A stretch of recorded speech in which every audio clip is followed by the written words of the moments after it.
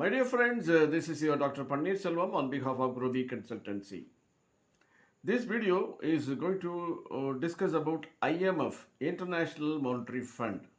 அப்படின்னா என்ன, எதற்காக ஆரம்பிக்கப்பட்டது, அதை பற்றிய விளக்கம் தான் இந்த வீடியோவில் நம்ம பார்க்க இருக்கிறோம். இன்டர்நேஷ்னல் மானிட்டரி ஃபண்டுடைய ஹெட் குவார்ட்டர்ஸ் இந்த யூஎஸ் வாஷிங்டனில் இருக்குது. இதனுடைய ஃபங்க்ஷன் என்ன அப்படின்னா 1930 ஒரு டிப்ரெஷன் வந்ததுக்கு அப்புறம் இது முறையாக செயல்படுத்தப்பட வேண்டும் அப்படின்னு சொல்லி 1944 ஆர்கனைஸ் பண்ணிட்டாங்க. அப்போது ஒரு 44 கண்ட்ரிஸ் தான் உள்ளே வந்திருந்தாங்க.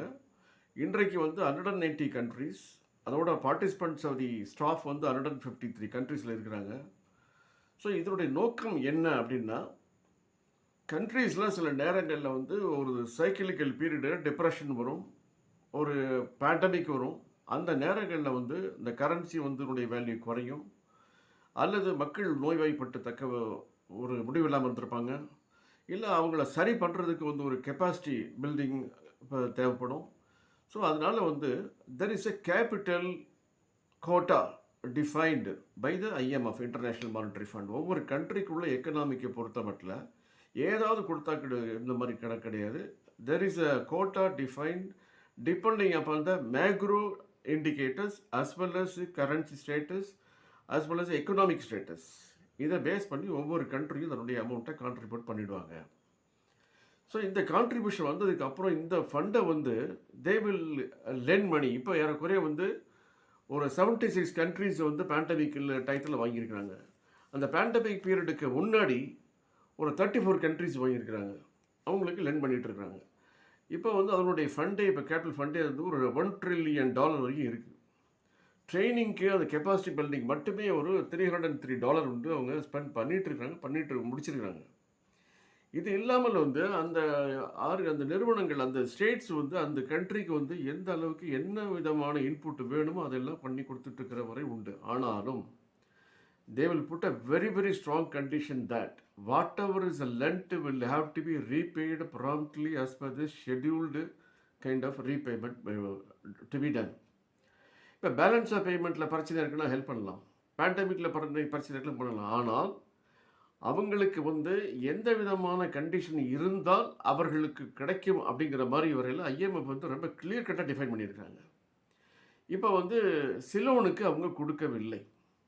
அதில் ஏன் கொடுக்கல அப்படின்னா, ஃபஸ்ட்டில் அந்த கண்ட்ரினுடைய ஃபாரின் எக்ஸ்சேஞ்ச் ரிசர்வ்ஸ் எவ்வளோ இருக்குதுன்னு பார்க்குறாங்க. ஃபாரின் எக்ஸ்சேஞ்ச் ரிசர்வ் இருக்குன்னு அர்த்தம் இருந்தாலே அப்போ they don't dependence enormously, abundantly on exports.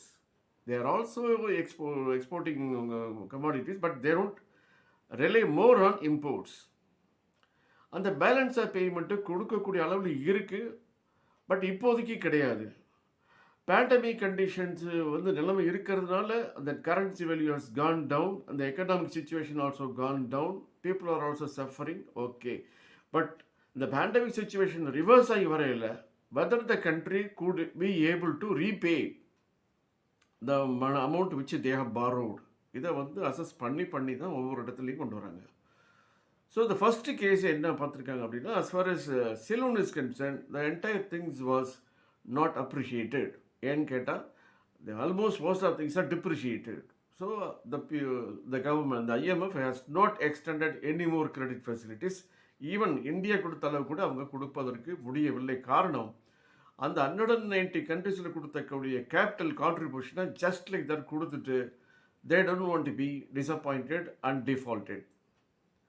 Similarly, when similar problem, not the same problem like Ceylon, but Pakistan இந்த ப்ராப்ளம் வந்தப்போ they were willing to extend to some part கூட என்ன நினைக்கிறாங்கன்னா, அவங்களுடைய பேலன்ஸ் ஆஃப் பேமெண்ட் எப்படி இருக்குது, foreign exchange reserves எப்படி இருக்குது, அந்த கரன்சி எப்படி இருக்குது, திருப்பி அவங்க ரீகோ பண்ணக்கூடிய ஸ்டேட்டஸ் என்ன முடியுமா, அது தெரிஞ்சுட்டு தான் பண்ணக்கூடிய அளவில் யோசனை பண்ணிட்டு தான் வராங்க. Now when you come to Bangladesh, இப்போ 3வது கண்ட்ரி பங்களாதேஷ் அவங்ககிட்ட கேட்டிருக்காங்க IMFல அசிஸ்டன்ஸ். ஏன்னா இப்போ அவங்க மெயினாக கேட்டிருக்கிறது காரணம், பங்களாதேஷில் அவர்களுடைய இண்டஸ்ட்ரீஸ் ஆகட்டும் அல்லது MFI ஆகட்டும், இந்த macro economic level and the economic level எல்லாமே நல்லா தான் இருந்துச்சு, நல்லா தான் போயிட்டுருக்கிட்டீங்க.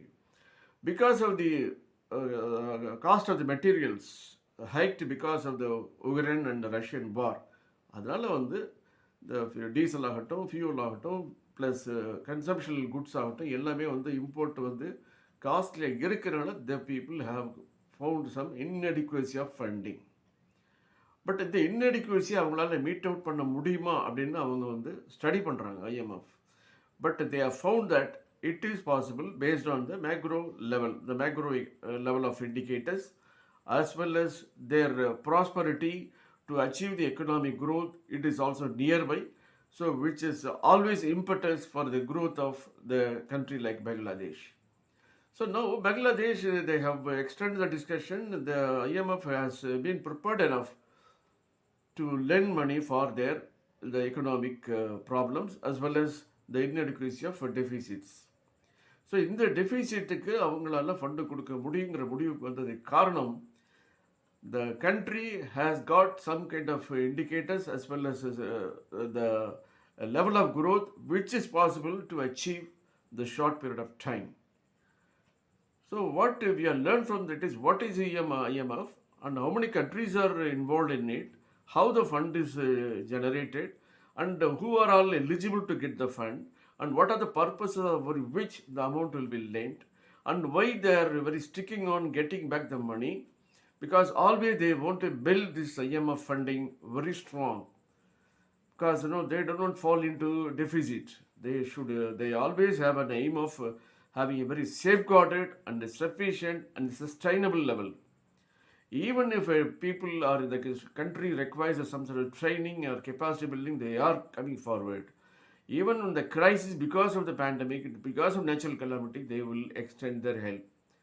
So this is how the IMF has been very vibrantly functioning to support the countries where they are having real problems. They assess and ascertain, and they will extend their helping hand. So this is how International Monetary Fund has been functioning, sitting from US. So this is one of the brief analysis which we have seen, and moreover why the IMF funding is not extending their support full-fledgedly to Sri Lanka as well as Pakistan. It's a lesson, and they come forward to lend for Bangladesh to support their present condition and uplift them from this deficit. That just because they have their growth in their hand, which is always possible to achieve. So this is how I think IMF has been functioning since 1944. So this was built after the lesson they have learnt from the Great Depression 1930. So thanks for listening, my dear audience. Let me meet with the next video very shortly. Thank you very much.